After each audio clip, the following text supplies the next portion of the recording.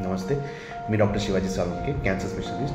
मागच्या व्हिडिओमध्ये आपण समजून घ्यायचा प्रयत्न केला की फॉलोअप तुम्हाला तुमच्या कॅन्सर स्पेशलिस्टला किती फ्रिक्वेंटली ठेवावं लागतं. जे world wide standard protocol follow होतो त्याच्यामध्ये 3 मंथली फॉर 2 इयर्स, म्हणजे प्रत्येक 3 महिन्याला पहिले 2 वर्ष, आणि ज्यावेळेस तुमचे 2 वर्ष पूर्ण होतात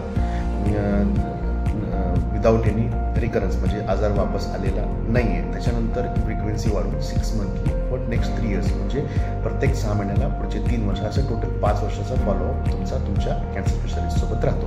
आता या फॉलोअपच्या वेळेस कॅन्सर स्पेशलिस्ट काय बघतात नेमकं? प्रत्येक फॉलोअपमध्ये कॅन्सर स्पेशलिस्ट 3 गोष्टी करतात. पहिली क्लिनिकल एक्झामिनेशन, त्याच्यामध्ये क्लिनिकली स्पेशलिस्ट चेक करतात की बाबा एखादी गाठ किंवा ज्या ठिकाणी ऑपरेशन झाले त्या ठिकाणी काही चेंजेस झालेले आहेत का. त्याच्यानंतर दुसरी टेस्ट असते ब्लड टेस्ट. ब्लड टेस्टमध्ये प्रामुख्याने आपण काय बघतो की काही ट्युमर मार्कर्स असतात. ट्युमर मार्कर्स म्हणजे ब्लडमध्ये काही असे केमिकल्स त्या पर्टिक्युलर कॅन्सरमध्ये रेज झालेले असतात. त्या मार्कर्सची इफ रिक्वायर्ड ती टेस्ट आपण फॉलोअपमध्ये करून घेतो. ते मार्कर्स जर वाढलेले असतील तर त्याच्यावरून आपल्याला अंदाज येतो की बाबा हा आजार परत आलेला असू शकतो. आणि तिसरा स्कॅनिंग. स्कॅनिंगच्या संदर्भातही आपण मागच्या व्हिडिओमध्ये डिस्कस केलेलंच आहे की ज्यावेळेस आपला 1 वर्ष फॉलोअपचं कंप्लीट होतं त्यानंतरच आपण रुटीनली पेशंटला स्कॅन करायला सांगतो. स्कॅनमध्ये प्रामुख्याने CT स्कॅन अथवा अल्ट्रासाऊंड अथवा इन्व्हेसिव्ह स्कॅन्स, ब्रॉन्कोस्कोपी अथवा एंडोस्कोपी.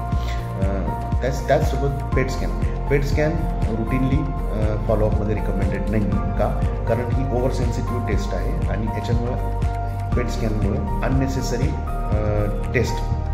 अनरिक्वायर्ड टेस्ट केल्या जातात की ज्याची पेशंटला गरज नसते. त्यामुळे ही मोस्टली इंडियन सबकॉन्टिनेंटमध्ये फॉलोअपमध्ये रुटीनली वापरली जात नाही.